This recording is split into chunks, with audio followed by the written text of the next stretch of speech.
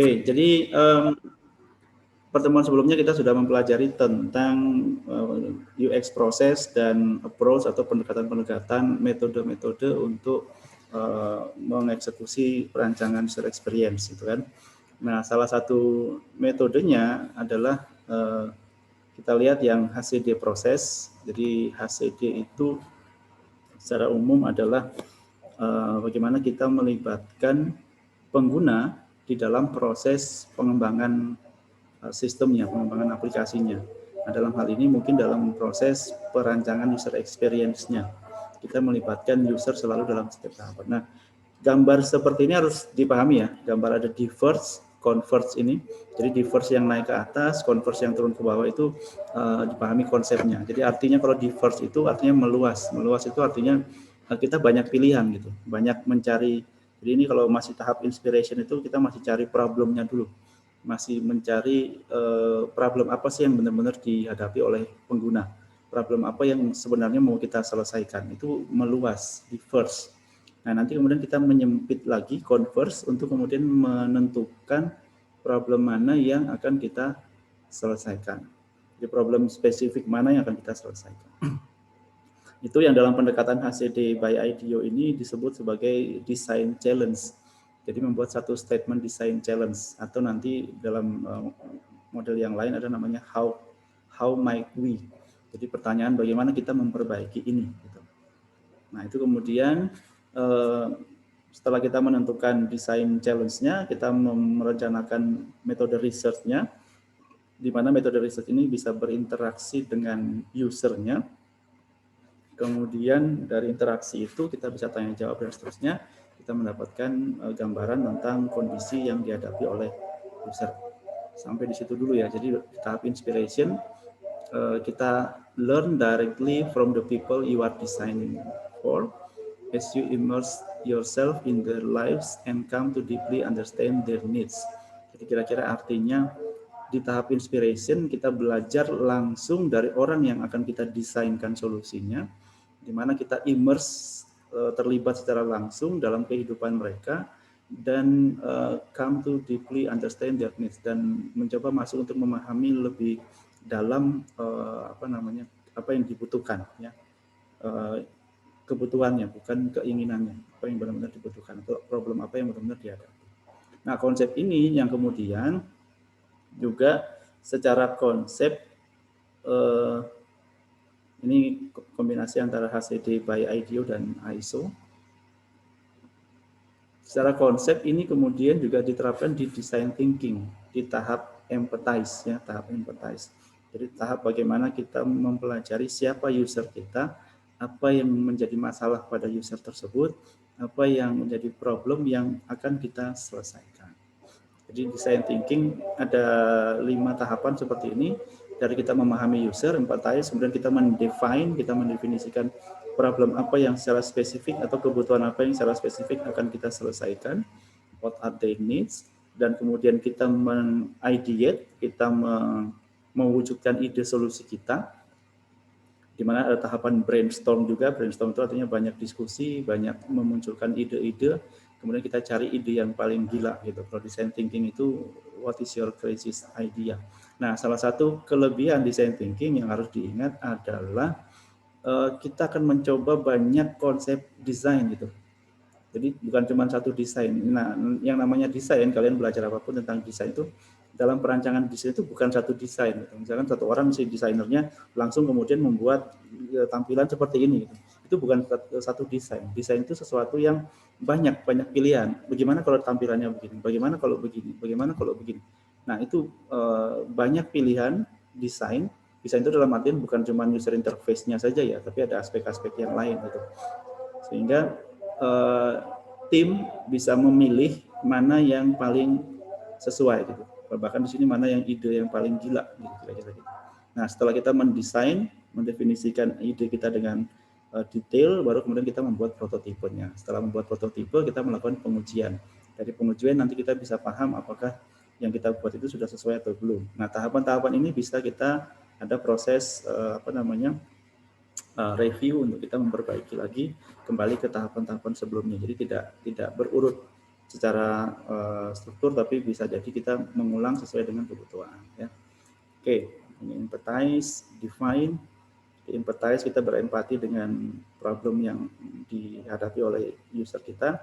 Kita mendefinisikan apa problemnya dan apa tujuan, goals, target yang akan kita selesaikan. Kemudian ideate, memunculkan ide solusi kita membuat prototypingnya dan kita melakukan pengujiannya. Sederhananya build. Nah, ini pendekatan yang dilakukan oleh interaction design, bahwa tahapan-tahapan itu bisa saling berpindah satu dengan yang lainnya, tidak berurut secara langsung, tapi bisa juga setelah kita selesai prototype, kita kembali lagi ke IDE untuk memperbaiki prototype dan seterusnya. Jadi bisa ada perpindahan yang dinamis. Ya. Jadi bukan satu proses yang linear. Design thinking non-linear proses. Oke, ini secara umum tadi 5 tahapan tadi itu. Kemudian kita masuk ke empathizing. Ini juga silakan dipelajari, banyak video referensi tentang empathizing. Secara sederhananya adalah bahwa untuk bisa menghasilkan mendapatkan problem yang tajam, yang spesifik, kita harus berinteraksi dengan usernya, memahami secara mendalam dari orang tersebut. Nah, melakukan empati untuk kemudian memahami apa yang dibutuhkan, apa yang dipikirkan, bagaimana emosi dari si user ini dan motivasi dari user tersebut. Nah, ini penting karena solusi yang akan kita berikan itu solusi yang akan digunakan oleh human, gitu. Sehingga solusi itu harus sesuai dengan problemnya humannya, sesuai dengan problemnya orangnya, bukan problemnya atau persepsinya si programmer, ya, bukan persepsinya desainernya, bukan persepsinya orang yang business ownernya, bukan, tapi apa yang diharapkan oleh user. Ini penting dalam user experience. Oke, untuk melakukan riset empati ini kita bisa dengan 3 model.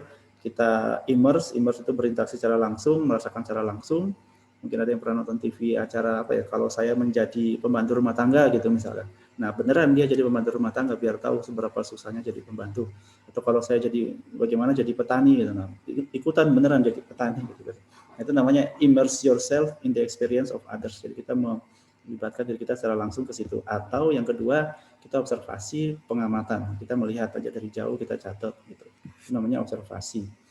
Jadi yang pertama kita coba secara langsung, try immersion. Yang kedua kita look, observation. Yang ketiga kita ask, engagement. Jadi kita bertanya.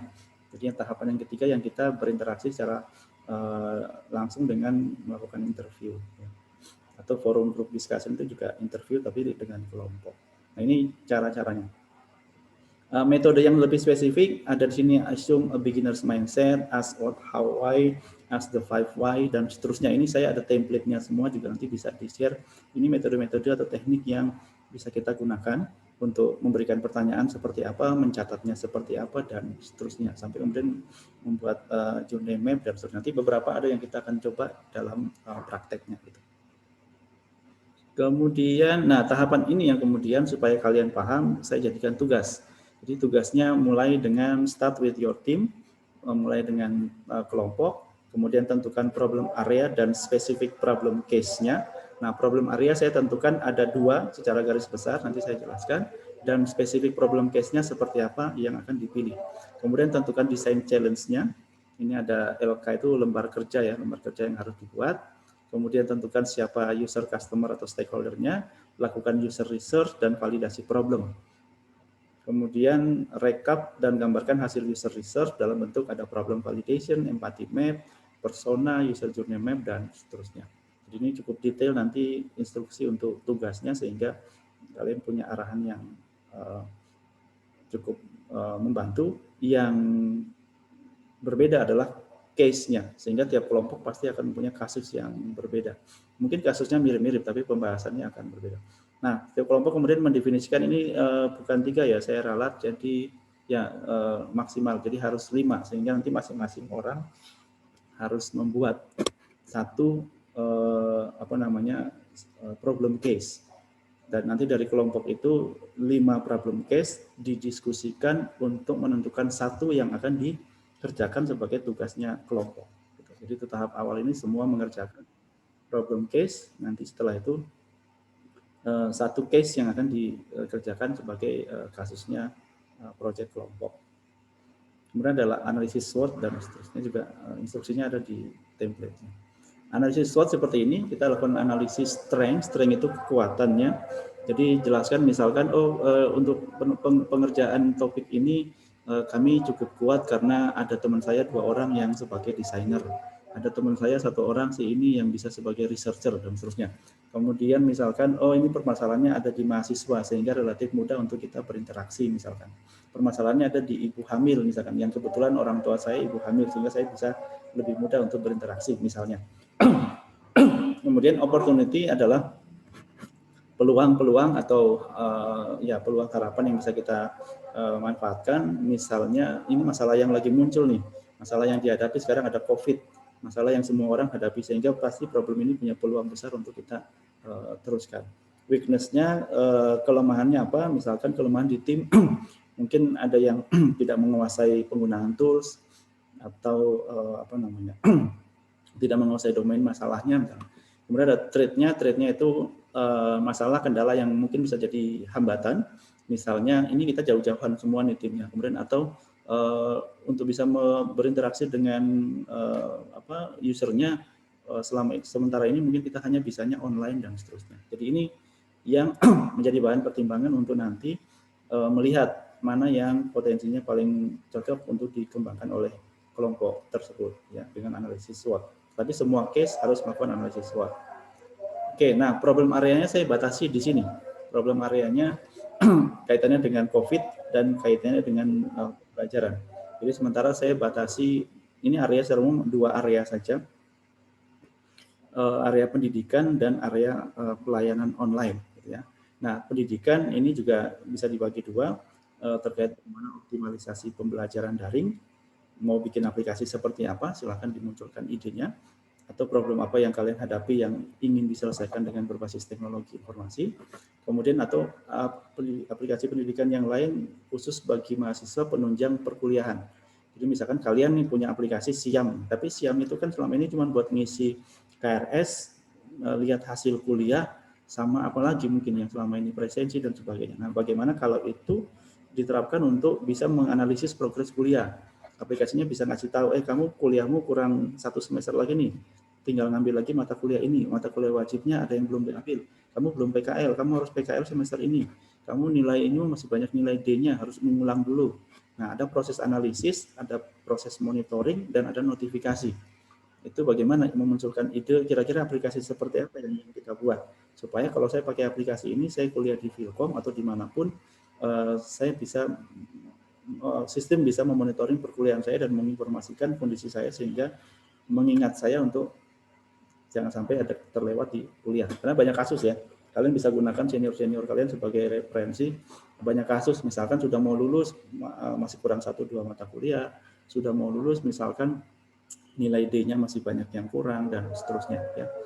Nah, yang satu lagi pelayanan online, aplikasi bagi pemerintah kota, kabupaten, desa atau manapun institusi bagaimana melakukan pelayanan dalam bentuk online pada kondisi COVID yang harapannya itu bisa diterapkan pada kondisi tanpa ada pandemik pun layanannya tetap bisa dilanjutkan berbasis online.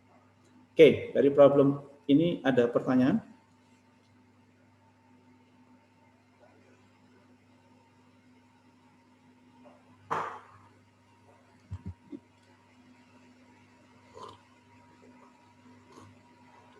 Jadi nanti setiap kelompok untuk yang tahap pertama masing-masing orang mendefinisikan problem area dan problem case-nya. Kalau problem area-nya cuma 2 ini, pendidikan dan pelayanan online. Problem case-nya bisa apa saja. Silakan memunculkan problem case itu bisa cerita aja misalkan, saya tinggal di daerah nih, saya kesulitan internet misalkan. Kemudian bagaimana kalau ada sebuah aplikasi yang bisa membantu saya belajar tapi misalkan tanpa pakai internet. Tapi gimana solusinya? Paling tidak sudah punya bayangan arah solusi ya, meskipun nanti juga kita akan bekerja untuk mencari bentuk solusi yang paling tepat. Jadi jangan berangkat dari solusi dulu, tapi berangkat dari permasalahan dulu. Ada pertanyaan? Jelas ya? Oke. Nah, kemudian tahapan berikutnya ada validasi hipotesis problem. Ini nanti silakan bisa dilihat bagaimana kita menghipotesis pengguna dulu. Jadi nanti setelah kelompok membuat 5 tadi itu, tahapan berikutnya adalah memilih satu. Nah, setelah menentukan satu itu kemudian melakukan tahapan hipotesa masalah. Yang pertama hipotesa pengguna, tentukan siapa calon penggunanya. Jadi kalau misalkan ini masalahnya di mahasiswa, oke, kita spesifik mahasiswa umurnya berapa, kemudian mahasiswa baru atau mahasiswa lama, kemudian misalkan fakultas apa dan seterusnya. Kemudian nanti ada hipotesis masalah. Kemudian, nah, membuat statement seperti ini misalkan. Saya percaya bahwa siapa mengalami masalah apa, ketika apa, dan karena apa. Jadi saya percaya bahwa mahasiswa mengalami kesulitan dalam mengatur waktu ketika banyak tugas kuliah harus diselesaikan karena selalu menunda pekerjaan. Jadi ada saya percaya bahwa siapa mengalami apa, ketika apa, karena apa. Itu harus membuat hipotesis masalah. Oke, kemudian tahapannya adalah membangun tim, mendefinisikan user dan stakeholder, kemudian ini contohnya, kemudian menggali empati, ini tahapan untuk memahami user, jadi tahapan perkenalan dulu. Setelah perkenalan kita menjelaskan apa proyek kita, build rapport itu membangun apa ya, chemistry-nya, mungkin pertanyaan-pertanyaan istilahnya pertanyaan-pertanyaan bukan langsung masuk ke permasalahannya, kemudian baru kita coba nanya yang terkait dengan permasalahannya, sampai kemudian kita terakhir selesai kita ada question statement dan kita melakukan mengucapkan terima kasih. Ini tahapan ketika kita berinteraksi dengan stakeholder untuk menggali permasalahan. Jadi perkenalan dulu, kemudian memperkenalkan tentang proyeknya, kemudian menanyakan hal-hal yang umum dulu, baru kemudian kita masuk ke persoalan yang kita gali lebih jauh. Oke, kemudian sebaiknya menggunakan extreme user ya. Artinya orang yang jadi bukan orang kebanyakan ya, orang yang agak lebih spesifik ya. Itu namanya extreme user. Nah, dengan biasanya kalau kita menyelesaikan masalahnya extreme user, maka akan menyelesaikan masalah kebanyakan orang juga. Jadi misalkan kita pilih untuk kasus mahasiswa senior yang sudah berapa tahun nggak lulus gitu. Itu extreme user dibandingkan mahasiswa secara umum. Oke, kemudian nanti membuat desain challenge. Desain challenge-nya seperti ini, ada formnya, ada template-nya yang harus diikuti. Misalkan desain challenge-nya adalah bagaimana kita merancang aplikasi mobile yang membantu siapa, dalam hal apa gitu.